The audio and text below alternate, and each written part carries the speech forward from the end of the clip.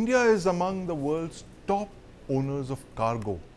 Now, 95% of India's trade is routed through the sea. Now, but here's the dichotomy. India doesn't own cargo vessels because India doesn't build them. And so we pay something like $75 billion each year to foreign countries and foreign cargo vessels to transport our trade. Now, this makes India vulnerable in the sea. And especially after the Red Sea crisis, where the Houthis have been targeting merchant shipping, the government of India has finally realized that it needs to build its own ships to protect India's economy, which completely depends on the maritime lanes of communication. So India is now working on various policies, building mega shipbuilding ports, providing assistance to private shipbuilders in India. And the plan of the government is to become the world's 5th largest shipbuilding country in the world by 2047. Joining me to discuss this very big crisis for Indian shipbuilding are Captain Naveen Singhal, and in the studio I have with me my colleague Nivriti Mohan, who's just put together this fine story on the crisis that's facing Indian shipbuilding. Nivriti, tell us in short, what is this crisis really?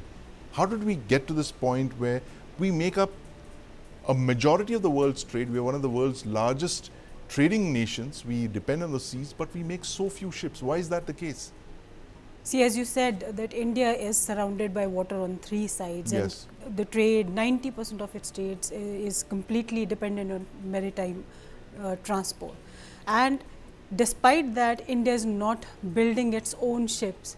And Where are we currently, Nivriti, in the shipbuilding nations? I understand China is number 1. Where is India in the list of shipbuilding nations? So China is number 1, which is not good for us, and India is at 22nd number. Number 22. We are literally at the bottom. Which means that the share of shipbuilding that globally, India's share is not even 1%. It is 0.06%.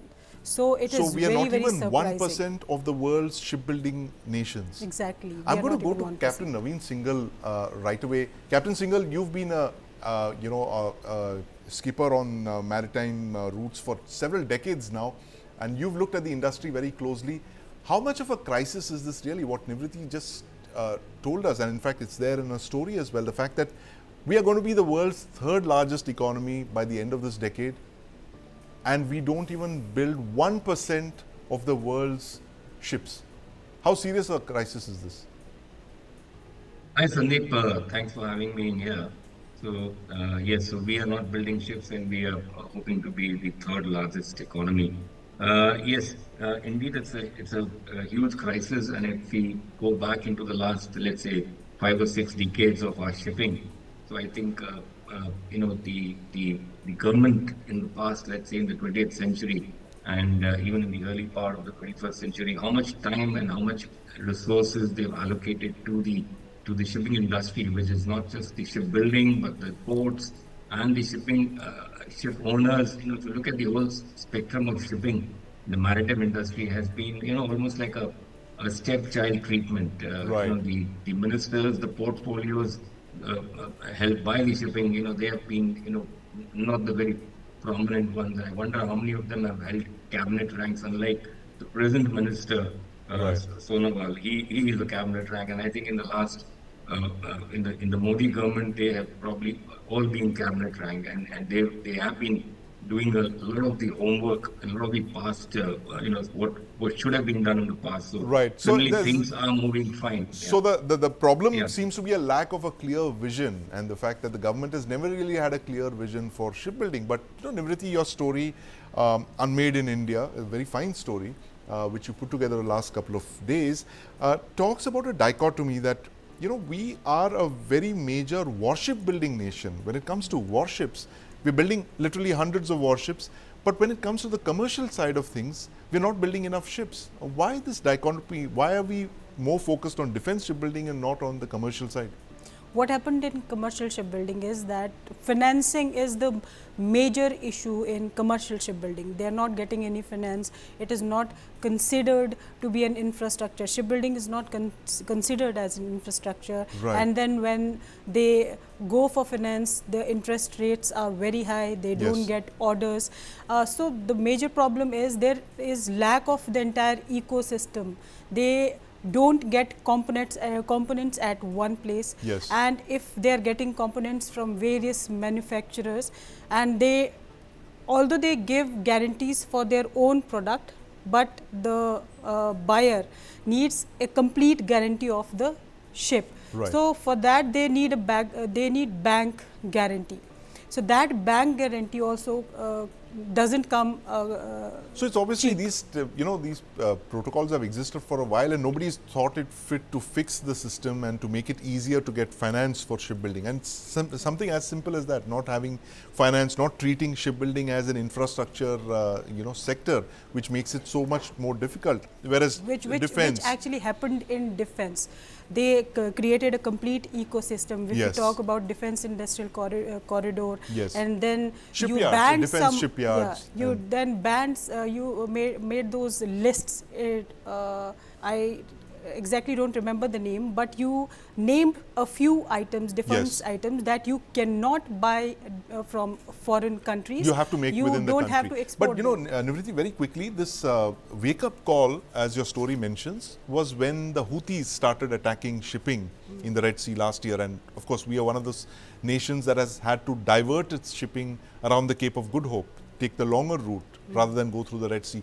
How much of a wake-up call was it for the government when it embarked on this new blueprint for the shipbuilding in India? It is definitely, it was a big realization that the government thought that no, this is also something strategic. We should consider commercial shipbuilding Right. also as a strategic field. Yes. And because of that, when the trade was hampered in Red Sea, Yes. the cost of trade also rose. Yes. So if you It started hurting think the about economy. 3 Yes. years back, the cost was low and it rose 4 or 5 times 3 years Right. later. So this is also one thing. And one major thing is involvement of China in shipbuilding. Yes. So China is the top shipbuilder in the world. Right. They build half of the world's ship fleet. 50% of the world's 50%, more shipping than is built in 50%. China. They have more than 50% My God, orders. that's right staggering. But now. I'm going to ask Captain Singhal this question. Captain Singhal, we've been talking over the last few months as the Houthis stepped up their attacks, on merchant shipping in the Red Sea. Yeah. Was that really the wake-up call you think that forced the government to No, kind no, of no. look at it, or were there other reasons as well? No, not at all. I don't think that was a reason for any wake-up call for shipbuilding. I think in Indian, the government has been looking into shipbuilding, and shipbuilding is a massive, it's huge investments involved, Yes. and technology and skilled manpower. Right. When Nivriti mentioned about naval connection, and you mentioned about, you see, predominantly if you look at it, whether it was the Garden shipyard, whether the Visakhapatnam shipyard, the Yeah. Cochin shipyard, or the Marsdown, they're all naval shipyards. I mean, so Yes. Hindustan shipyard in Vizag, they started building some commercial ships. Cochin started building it. So we didn't have private shipyard players except a few of them. Maybe in Goa we had one or two, and maybe somewhere in the Gujarat region. So, and nobody came in here because of the heavy cost, and Yes. also you require adequate. You see, the government has to allocate land, because shipyard can't be located in New Delhi. It has to be located on Right. the coast, and On the the coast coast. has to, they have to provide adequate land infrastructure. And now today, you see, we're talking about Chinese. They're building about, you see, about 1,200 ships are built each year, in the world. What of that, you imagine 600 ships are built in China, Right. in what they have something like 1,200 shipyards. They're Yes. building 600 ships a year. And we have so-called roughly about somewhere in the region of 24 small to moderate shipyards. Yes. And the claim is, of course, that we have something like over 600 shipyards, but I don't think they are that functional. So maybe we have around 24 shipyards. So we really need to go in big time into this. And I think Adanis have taken the plunge Yes. out here. Right. In Mundra, they're doing that. They're doing one in Kerala, and there's one coming up in Maharashtra, in Amboni. So I think they have taken, I think the big players really need to go into this. Take, then they have to do a must Yes. collaborate with, Hyundai or with Mitsubishi in Japan, because they have the technology, they have and they can, provide the skill training to our people because at the end of the day, shipbuilding is all about technology and skill, and of course, Yes. a huge investment. So and by the way, I think you are aware that the Russians have placed an order with India for 4 non-nuclear icebreakers, and Yes. this particular order has been given to India, and we've got about 750 million, so that 0.07 percentage or whatever, like we are trying to keep up with that, and hopefully they will come up, because even in our Maritime Development Fund, which is Yes. allocated 25,000 crores out there. So I think things are looking up, but it's going to take, you can't see results overnight in shipbuilding. It will No, take you at can't. least another Given the fact that it takes decade. so long to build a ship, and and setting up a Yeah. shipbuilding industry would take decades. But Nivriti, tell us, your story mentions this blueprint that the government has put out to become the world's fifth largest shipbuilding nation by 2047. How sure are they of getting to that target?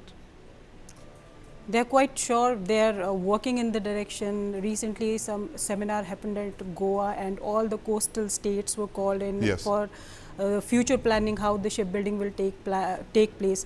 And they are also thinking of making a mega shipbuilding park on the eastern side and western side, Right. on the Right. coasts of India. So all these things are being taken care of. And also, when I spoke to the secretary shipping, he also told me that they are working on how they can help industries, Right. shipbuilding companies with finance, how they can help them, get demand, and how they can ensure that the demand is met. Right. So in all the directions, the government has started working now, and Yeah. as you said, by 2047 they plan to be amongst the top 5 shipbuilders in the world. But before that, 2030 is the nearest target, where they Yes. want to be amongst the 10. Right. They want to Absolutely. be top 10. Ambitious targets indeed set by the government of India, and that's been a while, in coming, and given the fact that a country that's soon to be the world's third largest economy accounts for just less than 1% of the world's shipbuilding total. That's the story that you can catch in Nivriti Mohan's documentary Unmade in India, that's dropping on the News9 Plus app today. But thank you very much for joining us this evening, Captain Naveen Singhal, and of course my colleague Nivriti Mohan, while we're talking about this crisis that faces Indian manufacturing.